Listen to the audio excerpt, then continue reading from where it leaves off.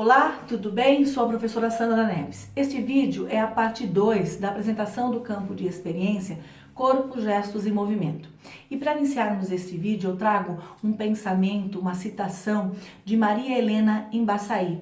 Poetisa e contista, ela é também atriz e produtora teatral e também professora de conscientização corporal. Maria Helena afirma que o corpo não é apenas uma forma em movimento, correndo, nadando ou dançando. É menos ainda uma vitrine de marcas e logotipo. Ela diz que o corpo é instrumento do homem no mundo. O corpo é possibilidade permanente de invenção, de novas finalidades e a disposição para vivê-las. Ela prossegue afirmando que o corpo é o nosso referencial mais imediato e concreto. Operar um computador, dirigir um carro, jogar futebol, dançar, fazer amor, enfim. Toda e qualquer iniciativa, em toda e qualquer direção, parte invariavelmente do próprio corpo. Ela prossegue dizendo que o corpo é instrumento de comunicação do homem no mundo, e é por intermédio do corpo que recebemos e emitimos informações de fora e de dentro de nós. Nesta afirmação, Maria Helena nos deixa claro a importância de se desenvolver a consciência corporal, a importância da corporeidade. Tomar consciência dos movimentos que o corpo executa traz a capacidade de realizá-los de maneira mais adequada, sem desperdícios de energia. Assim, prestar atenção ao próprio corpo é a ideia básica da consciência corporal. Uma espécie de autoconhecimento, entendendo que o corpo é capaz de fazer e quais são as suas limitações. O campo Corpo, Gestos e Movimento destaca experiências ricas e diversificadas, em que gestos, mímicas, posturas e movimentos expressivos compõem uma linguagem vital com a qual a criança se expressa, se comunica e constrói conhecimento sobre si e sobre o mundo social e cultural. Na primeira infância, o corpo é um instrumento expressivo e comunicativo por excelência, que serve de suporte para o desenvolvimento emocional e mental, sendo essencial na construção de afetos e conhecimentos. Por meio de gestos, expressões faciais e movimentos corporais, desde o nascimento. Mas é claro que também, ao longo de toda a vida, as pessoas exploram o ambiente, expressam seus sentimentos e vontades, interagem e se comunicam. O corpo fala. Isso mesmo. Nosso corpo está em constante comunicação com tudo e com todos ao nosso redor. A comunicação não se dá somente pela fala, mas sim pela expressão que o corpo projeta em um diálogo, muitas vezes silencioso. O corpo, em um todo, é responsável por mais ou menos 80% da comunicação. Assim, nós podemos concluir que, para transmitirmos algo, muitas vezes, não necessitamos sequer dizer uma única palavra. É importante a criança reconhecer que o corpo fala. A criança precisa ter consciência do próprio corpo e de suas possibilidades. Precisa perceber a importância dos gestos e da movimentação para uma vida mais saudável. É com o corpo que se aprende o limite de espaços. Então elas precisam se conhecer e também em relação ao seu corpo e ser estimuladas com brincadeiras que exijam a experiência de movimentar-se. Este campo de experiência destaca experiências em que gestos, posturas e movimentos constituem uma linguagem com a qual as crianças se expressam, se comunicam e aprendem sobre si e sobre o mundo. É por meio do corpo que as crianças exploram o espaço ao seu redor. Quando ainda bebês, eles se esticam, engatinham, escalam, rastejam e na medida que vão crescendo, os movimentos vão ficando mais eficientes na busca por objetivos diversos. E assim eles podem correr para fugir ou brincar, pular cordas ou obstáculos e até mesmo abraçar. Assim, os bebês entendem que o outro também faz parte deste mundo que eles estão conhecendo. Todos esses movimentos e gestos contribuem para que as crianças se tornem conscientes de sua corporeidade.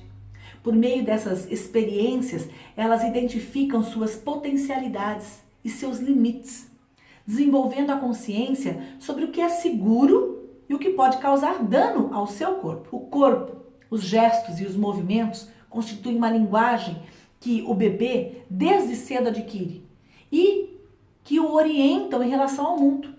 O bebê atribui significado conforme toca a pele de uma pessoa, sente a textura e a temperatura de certo material, manipula um objeto e percebe suas formas. Para as crianças, corpo, gestos e movimento são uma forma vital de conhecimento do mundo e de si mesma. E, como já vimos, a atuação sensível do professor em relação a estes elementos é condição básica para garantir os direitos e os objetivos de aprendizagem na escola de educação infantil em relação a este campo de experiência.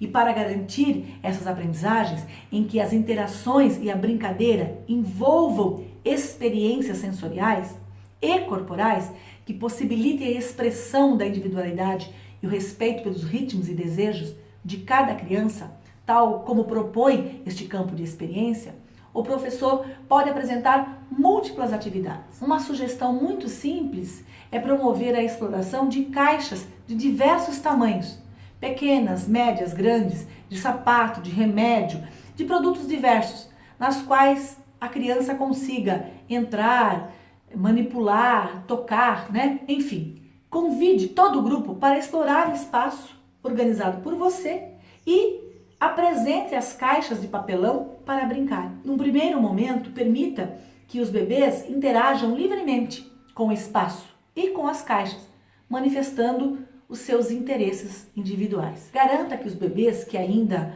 não se locomovem com autonomia estejam posicionados de forma a poder explorar e observar as crianças do seu grupo brincando e interagindo com as caixas. Esteja atento ao que eles fazem durante toda a exploração e aproveite para iniciar os registros em fotos e vídeos. Uma variação desta atividade é colar fotos dos alunos nas caixas. Outra atividade muito divertida e valiosa é a montagem com diferentes objetos. A partir de materiais como sucata, tecido ou caixas de papelão, as crianças são convidadas a experimentarem no corpo as diferentes texturas. Elas podem ser desafiadas a montarem brinquedos ou ambientes como um barco, um túnel ou um castelo. Na medida que montam essas estruturas, elas também são estimuladas a desenvolverem movimentos mais precisos, como recortar, empilhar ou encaixar. A atividade também é importante para o movimento em relação ao outro, uma vez que o trabalho coletivo exige conversa, negociação e estratégias de resolução de problemas.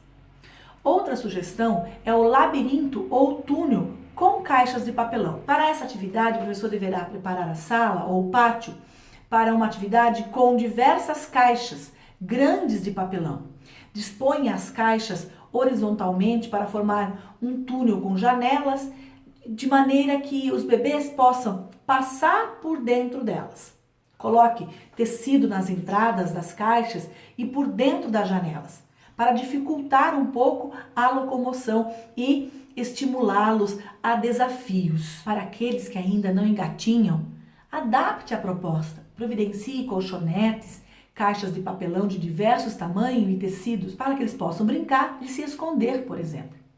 Além de brincar e se movimentar em espaços, é bom que as crianças se divirtam ao ar livre. Qual a importância do brincar ao ar livre para o desenvolvimento infantil? O contato com a natureza melhora todos os marcos mais importantes de uma infância saudável: imunidade, memória, sono, capacidade de aprendizado, sociabilidade, capacidade física, e ainda contribui significativamente para o bem-estar integral das crianças e jovens. A Sociedade Brasileira de Pediatria desenvolveu um material de orientação sobre os benefícios da natureza no desenvolvimento de crianças e adolescentes. Há atualmente um amplo conjunto de pesquisas que relacionam a falta de oportunidade de brincar e aprender com a e na natureza com problemas de saúde na infância e na adolescência.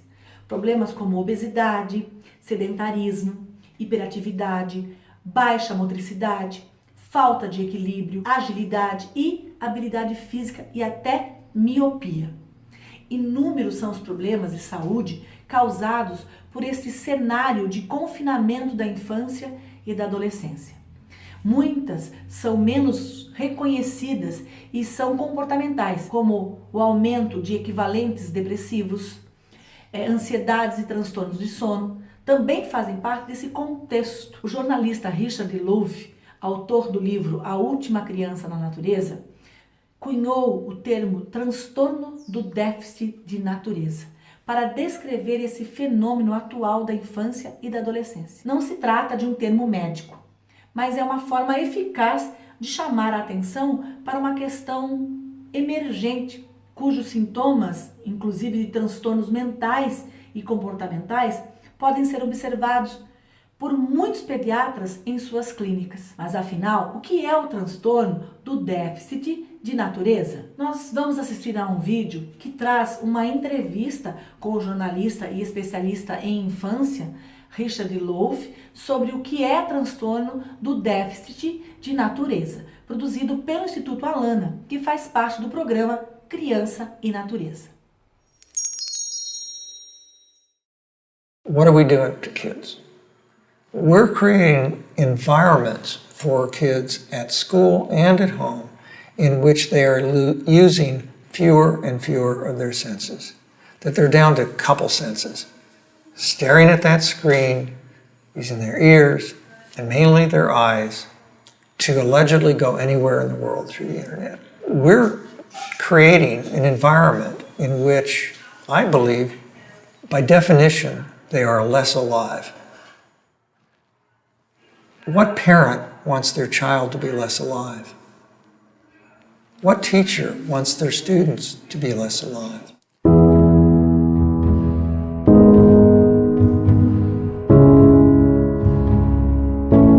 I spent a lot of time in the woods with my dog. My parents didn't know where I was, but my dog did. And I found something bigger there than my parents and their problems. I found something large. I have a bias from growing up to associate time spent in nature with happiness for a family and with health, particularly mental health. There's not very much research yet on autism, but I can't tell you how many parents have come up to me and said, you know, I read Last Child in the Woods.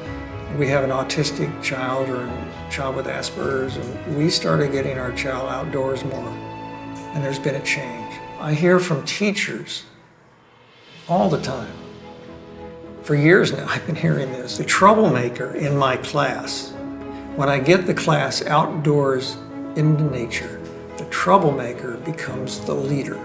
Not just well-behaved, the leader. I hear that over and over again. It raises a question. What are we doing to these kids by keeping them in the classroom all the time, in that cubicle, at that chair, taking test after test after test, canceling recess, canceling field trips, all with this theory we're going to make a better child if we do that to them. But what proportion of the huge increase in the number of kids that are taking stimulants,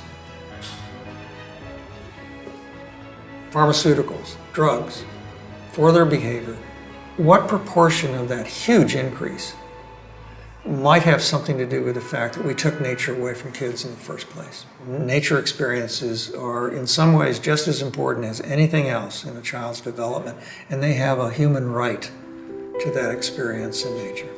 So, nature deficit disorder is a phrase that has caught on, and I didn't really expect that to happen, but it has. That's not a known medical diagnosis. Maybe it should be, but it's not now. I always point that out.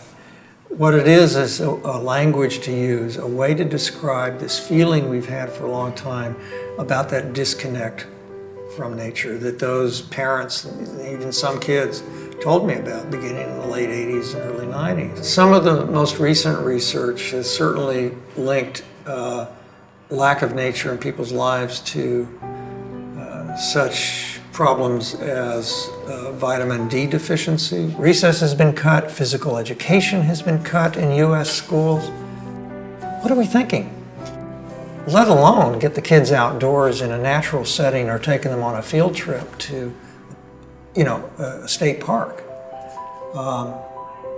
We're having those kids sit all day, and sitting is the new smoking, and guess what we're doing to them?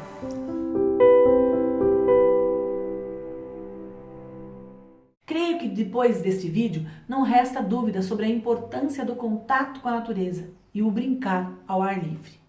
Vale aqui destacar que entende-se por natureza aquela que pode ser encontrada numa ampla diversidade de ambientes, construídos e não construídos, especialmente aqueles a céu aberto, compostos por elementos naturais como pedras, chão de terra, água, mar, rios, plantas, árvores, insetos, pássaros e todas as formas de vida e espaço.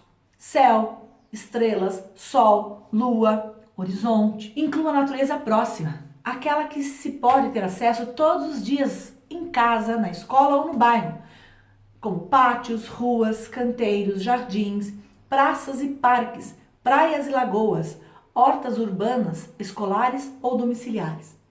E inclui também as áreas protegidas, remotas e sem interferência humana, que proporcionam experiências tão abundantes quanto a natureza desses lugares. Enfim, desenvolver estratégias com o objetivo de aumentar as oportunidades para brincar e aprender ao ar livre é fundamental. Nós vamos assistir a mais um vídeo, o vídeo Verdejando o Aprender, que também trará importantes contribuições sobre a necessidade de brincar ao ar livre.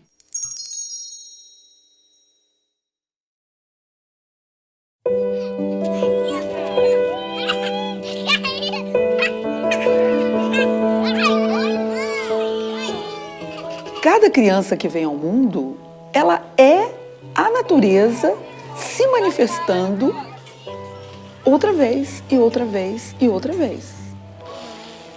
E como é que essas crianças vão ser tratadas na escola? Eu fico pensando numa criança que está numa sala fechada, com luz artificial, ar-condicionado.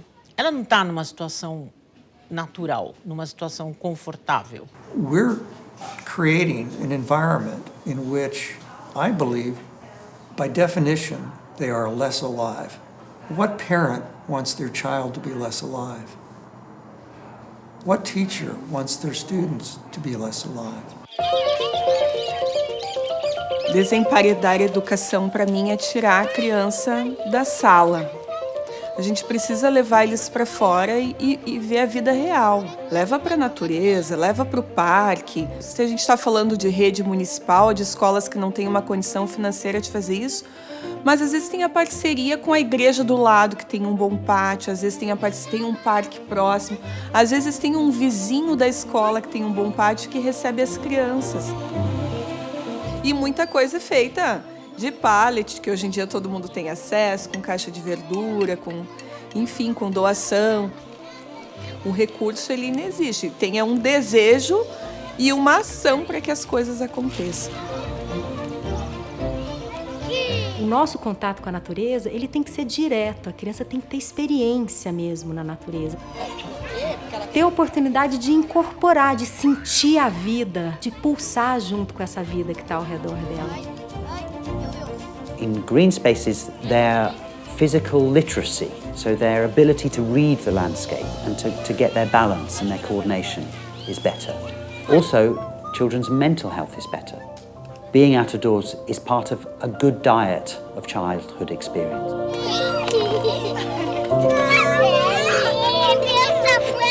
As diretrizes curriculares da educação infantil, elas vão apontando para a necessidade de a criança ter experiências de plantar, de colher, de brincar.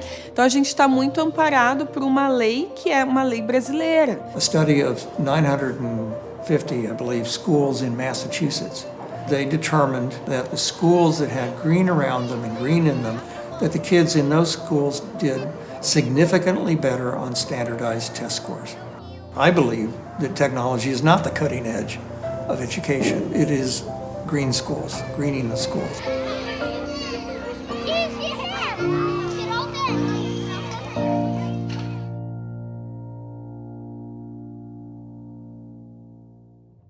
A A escola deve também orientar as famílias em como incluir o brincar ao ar livre, o brincar na natureza, na rotina da família. Nós vamos agora observar as dicas na pirâmide Conexão com a Natureza do grupo Natureza em Família e que traz dicas de como incluir o brincar ao ar livre nas atividades da família. A primeira dica, ela é muito simples, que pode ser feita diariamente, é brincar ao ar livre, é brincar na grama, é subir em árvores, é ir para o jardim, para o quintal de casa. Uma outra dica que pode ser feita semanalmente é explorar a natureza, é caminhar, é observar, é olhar os pássaros, perceber a natureza que está em torno, né? Observar as plantas, é coletar pedras. Outra dica que traz esse grupo, né, Natureza em Família nesta pirâmide é uma atividade que pode ser realizada mensalmente, como visitar um parque. Que tal então, né, como diz a própria pirâmide, que tal aproveitar os parques urbanos e fazer uma visita, explorar esse espaço tão maravilhoso e magnífico? Uma outra dica que pode ser realizada pela família e anualmente, que seria uma visita a áreas mais selvagens, mais remotas, né? Então, de repente conhecer um parque nacional, visitar uma mata ciliar, não é? Enfim, existem N possibilidades. O importante é integrar o brincar, é incluir o brincar ao ar livre nas atividades diárias, seja na escola ou seja em casa. É possível, sim, envolver a família e aí divulgar isso. E como nós já vimos, não precisa de um espaço muito amplo. Estar ao ar livre é estar no jardim, é estar no jardim da escola ou de casa, no jardim do prédio, enfim. O importante é permitir que a criança tenha a oportunidade de brincar e de estar ao ar livre e de alguma forma tendo contato com a grama, com a pedra, com insetos e etc. E neste contexto apresentado até aqui, o parquinho é muito valioso. Presente na maioria das escolas, o espaço conhecido como parquinho também é um ambiente onde o corpo pode ser exercitado ao ar livre. A tarefa de subir as escadas do escorregador, assim como o movimento de escorregar, permite que a criança se desloque no espaço de maneira totalmente diferente. Da mesma forma, brinquedos como balanço ou circuitos de pneus exigem equilíbrio e movimentos bem específicos para que a brincadeira dê certo. Na medida em que brinca e se desafia, em cada brinquedo, a criança também aprende sobre os limites do seu próprio corpo. Ao brincar de pega-pega no parque, por exemplo, a criança andará na areia, na grama e na terra. Enfim, estará tendo oportunidade de estar brincando em contato com a natureza e ao ar livre. A diferença em cada superfície é importante para a criança entender um pouco mais sobre o mundo ao seu redor. Tempo para brincar na natureza, ao ar livre, pode contribuir para o desenvolvimento cognitivo, emocional, social e educacional das crianças. Essas são apenas algumas sugestões para garantir que as crianças da sua escola aprendam de forma divertida e passem pelo campo de experiência do corpo, dos gestos e do movimento com mais engajamento. É claro que no dia a dia as ideias acabam se esgotando. Mas uma dica é: observe o seu próprio ambiente, suas tarefas e movimentos cotidianos. Observe a criança. As melhores ideias de atividades para trabalhar o corpo são tiradas da nossa rotina. O importante, como já disse, é o professor acolher com o olhar os movimentos infantis e suas expressões corporais, reconhecendo que o corpo, gestos e movimento são uma forma vital de conhecimento do mundo e de si mesma. Aqui encerramos esta aula. Beijos no coração. Tchau!